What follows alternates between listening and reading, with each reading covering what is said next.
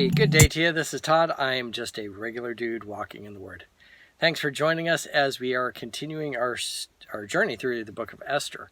Esther is like a fascinating book to me.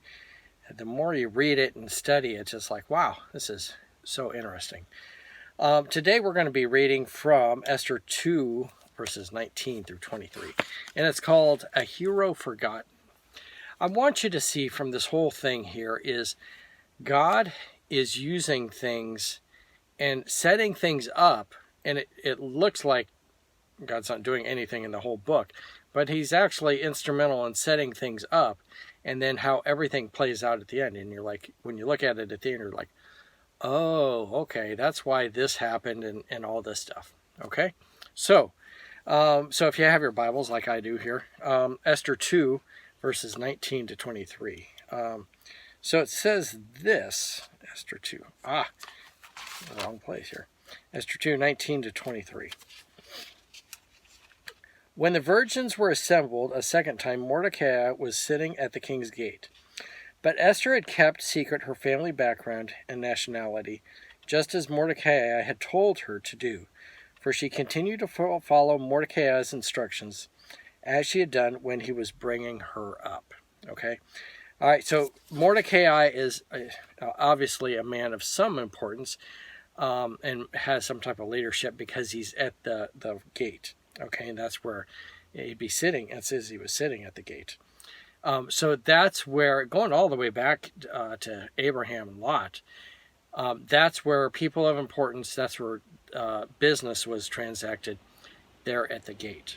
Okay, so he's there, and remember, he's Jewish, and Esther is Jewish, and Mordecai told Esther, keep it quiet, and don't let anyone know about this, that you're Jewish. Okay, so she had kept it quiet. All right, so let's see how this plays out here. Verse 21. During the time Mordecai was sitting at the king's gate, Bigthana, and Teresh, two of the king's officers who guarded the doorway, became angry and conspired to assassinate King Xerxes. But Mordecai found out about the plot and told Queen Esther, who in turn reported it to the king, giving credit to Mordecai. And when the report was investigated and found to be true, the two officials were impaled on poles. All this was recorded in the book of the Annals in the presence of the king. Okay, back then, to do crucifixion, to kill somebody, they would impale them on poles. Okay, put them on a pole and have the pole go through them, or put them on the pole and have that. Anyway, it's before crucifixion happened, and as you know, crucifixion was a very cruel. Probably one of the cruelest ways for a person to die. Okay, and so this was another way that they killed people then.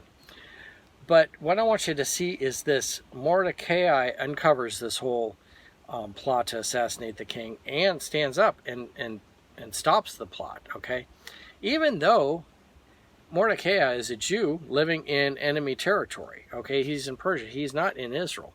This isn't the king of Israel. This is the king of Persia. Okay. And so he's living in enemy territory and working for the enemy king, and then tells the enemy king of the assassination plot, through Esther. When that's all done, it says they gave credit to Mordecai, but that's all it says. There's no parties, no festival or anything like that. It was just quietly disposed of. So what I want you to see, though, is this, that God was working all this out.